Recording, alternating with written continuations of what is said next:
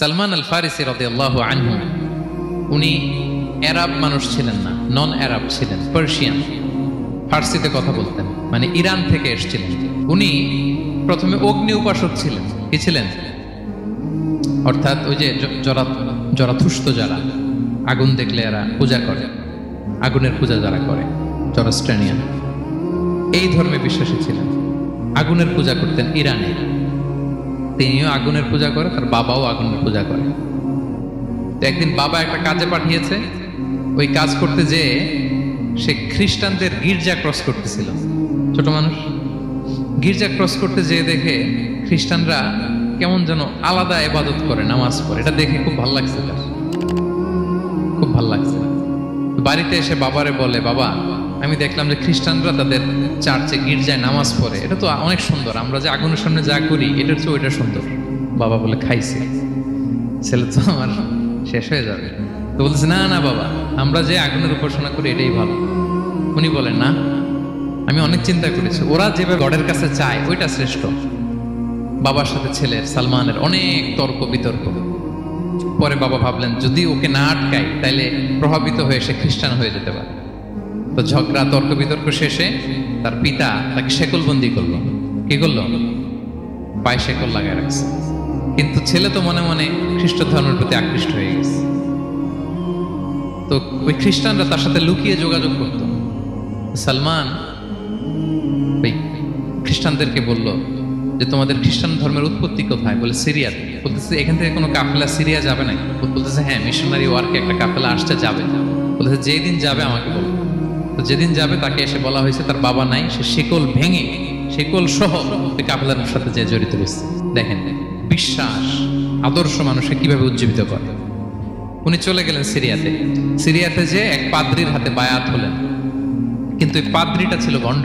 সে খ্রিস্টানদের দান সদকা নিয়ে গরিবদের না দিয়ে নিজেই খেয়ে ফেলতো। বেচারা বললো বিপদে, যে হায় রে, এত সুন্দর ধর্ম রে কারাপ্টেড করতেছে সে।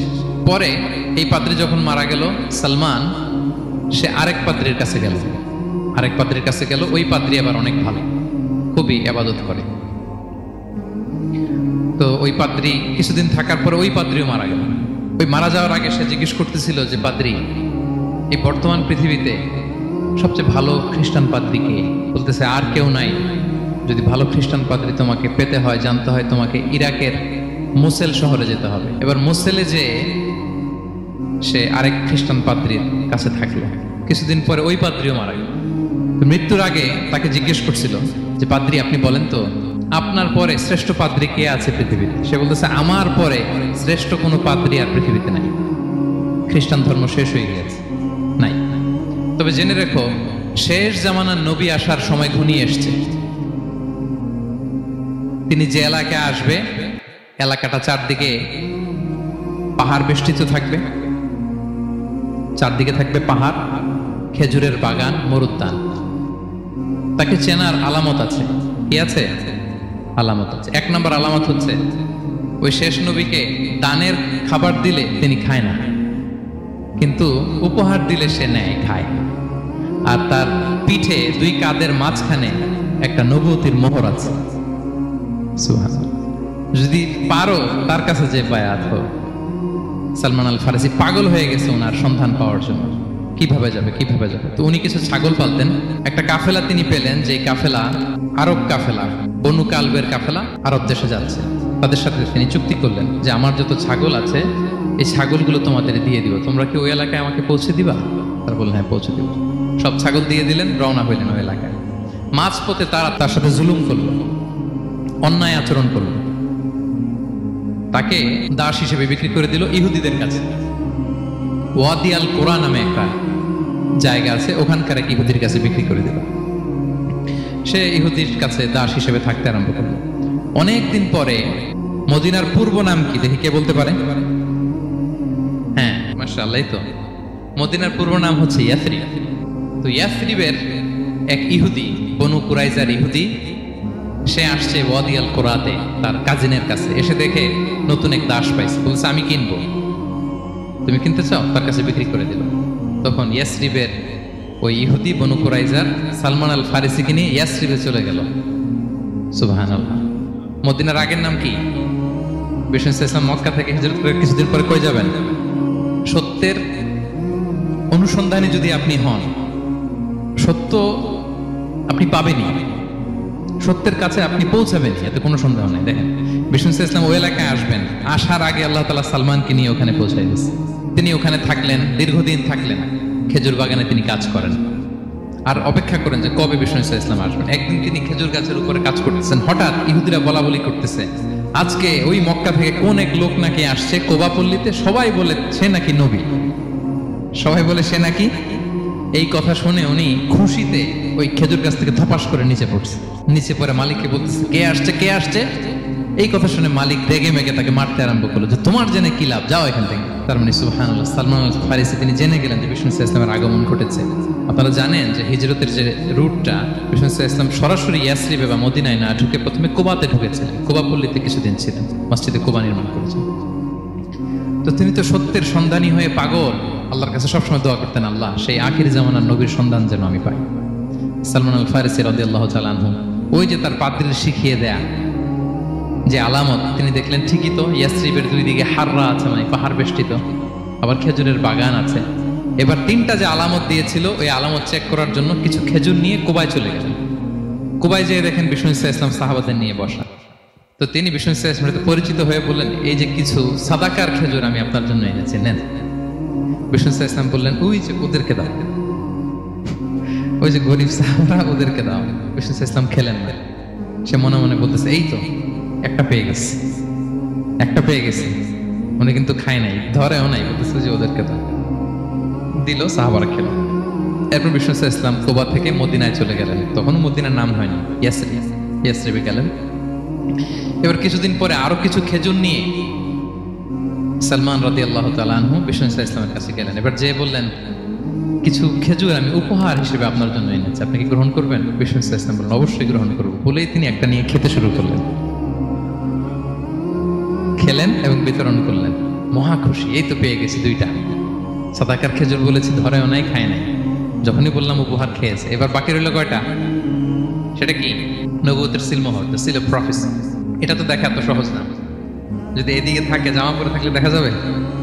তো এটার জন্য প্রায় যায়, কিন্তু ব্যাটে বলে হয় না, ট্রাই করে কিন্তু দেখা যায় না।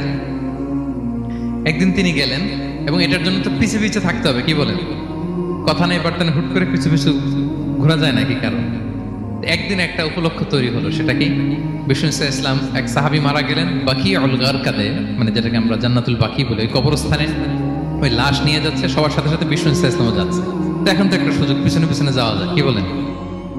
এইবার সালমান এসে পিছু ছাড়ে না, নবীজির পিছনে পিছনে যায়, কিন্তু স্বাভাবিক যাওয়া না।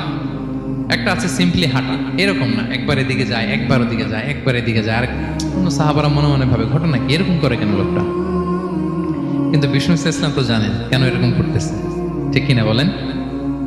বিষ্ণু ইসলাম সেদিন দুইটা চাদর পরেছিলেন, একটা নিচে আর একটা উপরে। নিচে লুঙ্গি আর একটা চাদরটা দিয়ে গা ঢেকেছিলেন। বিষ্ণু ইসলাম ইচ্ছে করে পিঠের চাদরটা একটু নিচের দিকে নামালেন, যাতে করে সে যেটা খুঁজতেছে ওটা দেখে ফেলে। বিষ্ণু ইসলাম চাদরটাকে একটু করে নিচে নামালেন, নামানোর সাথে সাথে তিনি দেখলেন দ্য সিল অফ প্রফেসি, মাহরুন নবুয়া।